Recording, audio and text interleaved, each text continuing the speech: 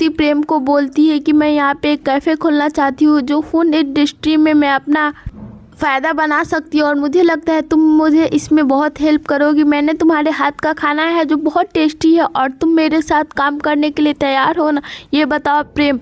क्योंकि मैंने अहमदाबाद में और भी कई जगह इन्वेस्ट किया है, लेकिन मैं फूड में भी इन्वेस्ट करना चाहती हूँ क्योंकि मैं बिजनेस वुमेन हूँ और बिजनेस वुमेन हर जगह इन्वेस्ट करना चाहती है और उससे उन्हें फ़ायदा भी होता है। इस पर प्रेम बोलता है कि मैं आपको कैसे बोल सकता हूँ। प्रेम बोलता आप जो कहना चाहती हो। तभी श्रुति बोलती है कि पहले सुनो उसके बाद कुछ बोलना। मुझे कुछ इसमें इंटरेस्ट नहीं है, एहसान भाई, फरामोश या ऑलमोस्ट ऑल भी चीज़ें।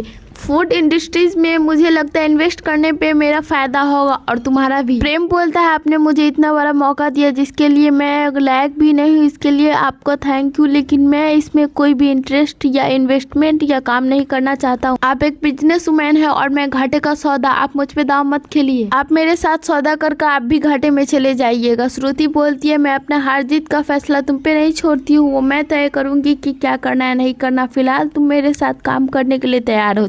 इस पे जब मोटिबा जैसे श्रुति की बात सुनती है उसे शौक लग जाता है और बोलती है कि आप कहाँ हो, ठहरे हो होटल में? आप होटल में क्यों हो, आप यहाँ रह सकती हो ना, आप अपने राही के साथ रहना, दोनों माँ बेटी एक साथ रहेंगे। मैं अभी अनिल को बोलकर आपका होटल से चेकआउट करवा देती हूँ, आप यहाँ रहिए, हम लोगों के घर, इतना बड़ा घर है, आप होटल में क्यों रहिएगा। इस पे श्रुति खुश हो जाती है और बोलती है अरे वाह, मैं तो अब राही के साथ रहना चाहती हूँ और अब तो रहूँगी क्योंकि मुझे अनुपमा को राही से अलग करना है और मुझे ये करने से कोई भी नहीं रोक सकता, और साथ में प्रेम का भी मैं रेस्टोरेंट खुलवा दूँगी। इस पे मन ही मन मोटी बात सोचती है कि आप प्रेम का रेस्टोरेंट ये श्रुति जी लगता है खुलवा देंगी।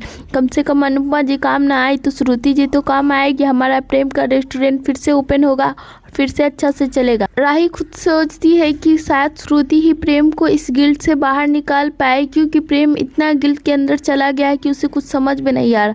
दूसरी तरफ मोटिबा बोलती है कि मैंने ये फाइल चेक कर लिया और ख्याति को इस पे साइन करना होगा, बाकी ये दोबारा चेक नहीं होगा।